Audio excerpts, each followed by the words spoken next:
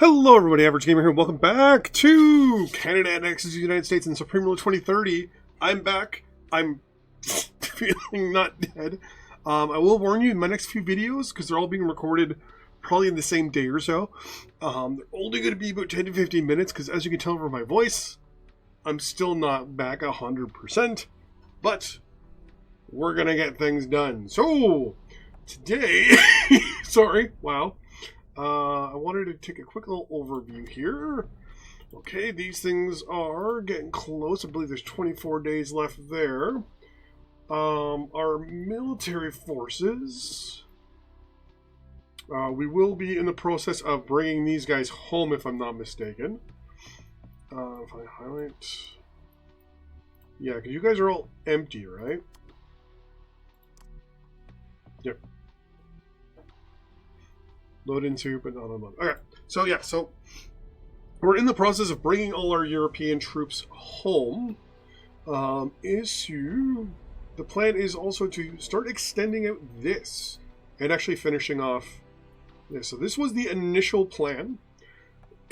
Sorry, it's emplacements and then gun emplacements, and then behind is going to be fortifications with barracks. So units can go there and re-equip, repair, things like that. And to have like what was it? Every certain one is going to have a radar dish, etc., etc., etc. But the plan is first is I want to extend all these fortifications across the country first. So once this is done, we're going to order... For the moment, I want to look at your 7679 and your 8556. So, to me, very, very close. The main issue is this is 324 personnel. 324 personnel. Wow, sorry, coughed again. Combat time is pretty much the same thing. The only difference is the light infantry is massively lighter, and the maintenance costs are almost 100 something million less. So we're going to mostly be building up the Humvee light infantry, and then for artillery, or sorry, for our main thrusts. But our main actual infantry is going to be this infantry here. Regular, standard, bog infantry, and then what they're going to have... well, I don't think I have it... Yeah, oh no, we do have some tows. But the plan is to have maybe a javelin instead of the tow. I'd prefer that. Then we'll have some artillery.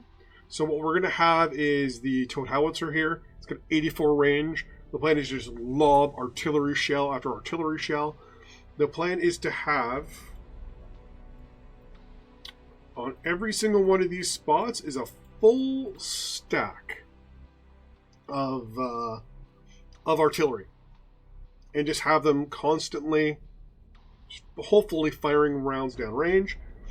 Then what I'm going to do, you can see here we have the basically the long range cruise missile carrier or the short range ballistic missile carrier, so it can hold up to 10 size 10 missiles, or sorry, size 10 missiles up to 10. Meaning, in theory, we could put one size 10 missile in this thing, or we could put 10 size 1 missiles. So if we bring up the thing here, so this is the max missile size, so it can take up to, oh, wow. Interesting. Hover over here, and it says, like if you look in this spot right here, it can only hold a 10, but when you go here, it's 180. So it can hold, the biggest missile is size 10, and it can take up to 180 points, which means, in theory, it can take 18 size 10 missiles or 180 size 1 missiles. If we look at our actual current missile production, we don't have any right now. But we're planning on it. The plan is going to be for every single stack along here. I want to be producing, or I want to have at least one stack every third or fourth with just missiles, and their job is either going to be I'm either going to plan a more ballistic strike, meaning I'm going to have the guys lined up with ballistic missiles and they're going to be firing in trying to hit targets, or they're going to have more of a anti-unit stance. So you can see here, right? I want something that's, ground attack target, anti-ship, building, saturation, or nuclear. In this case, we're probably going to mostly be going for ground attack targets for the start. But right now, we can't build any. I don't think we have the research capabilities really for anything good. We have the HCV Boiled. What is this? This is a hypersonic missile. Let's click here real quick. It's got a range of 800 kilometers off the border. It's a size 10. It takes 15 days to build, so every 15 days we'll be popping one of these guys off. It's a high-flying target. 23 soft attack. 22. Okay, I mean, that's not too bad. Compared to the Cudgel, which takes twice as many days, or twice as less, right? So it takes 7 days instead of 15, so it takes half the time. 24 million versus 21 million. So the Cudgel is more expensive, takes half the time to build, and has close to the same stats, but is a size 6. So if I grab my calculator here real quick, which I don't know where that calculator is. There it is. We take 180, divide by 6, we can put 30. 30 Cudgels on one of those things. Now the range is 800.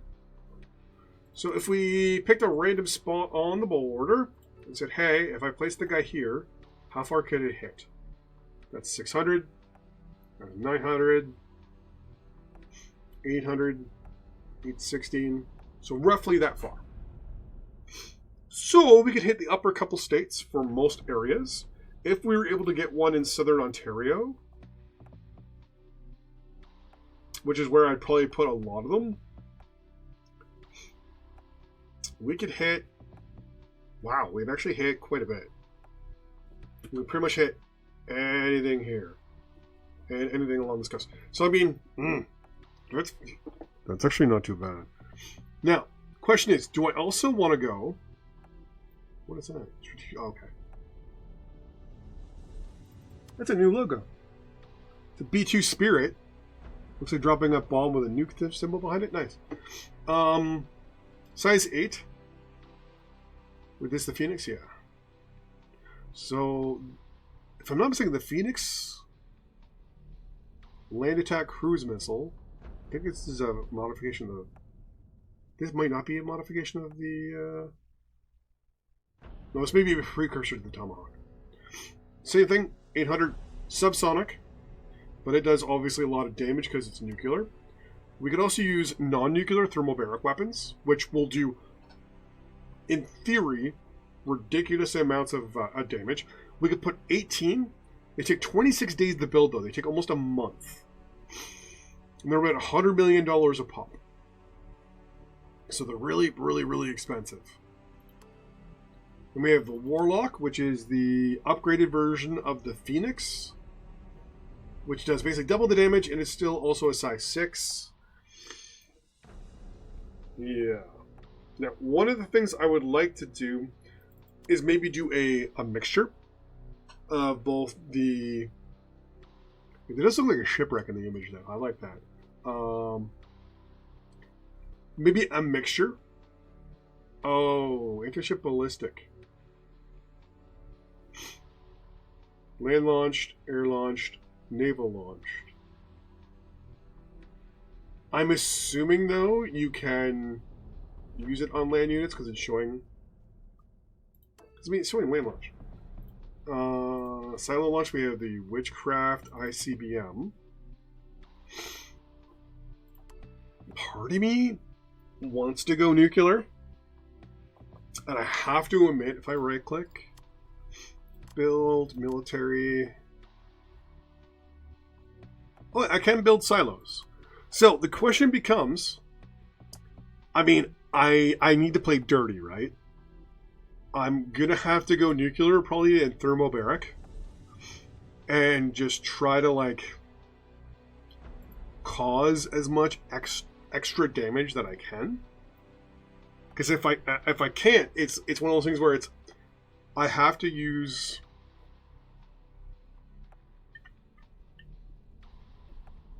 non-conditional means if I want to be able to beat the United States. I mean, right now they have probably like maybe 20% of their entire military force deployed. And it's bigger probably than any military force I'm ever going to be able to build. So I think what I'll probably end up doing is just doing a lot of, on this side, like I said, a lot of defense and a lot of missile defense. No aircraft. My plan is to just ignore aircraft altogether. And the reason for that is the American Patriot system and THAAD system is just going to obliterate my aircraft. Their anti-aircraft units, or their air units, are just going to obliterate me as well. So the best I can do is anti-air and prioritize anti-air. With that in mind, like I said, a lot of these buildings here are going to have AA built in, more than one site, or each of them will have one site of AA. We'll have a radar every certain amounts. We'll have AA on every single one. What else we're going to have? We're going to have a lot of stuff. But the point is, I need to use technology and unconventional warfare, probably nuclear and thermobaric, probably to even get a small chance. Even a small chance. And my voice is already starting to go. So, with that in mind, I'm going to say thanks for watching. Really appreciate you. And I'll see you in the next episode. Bye-bye.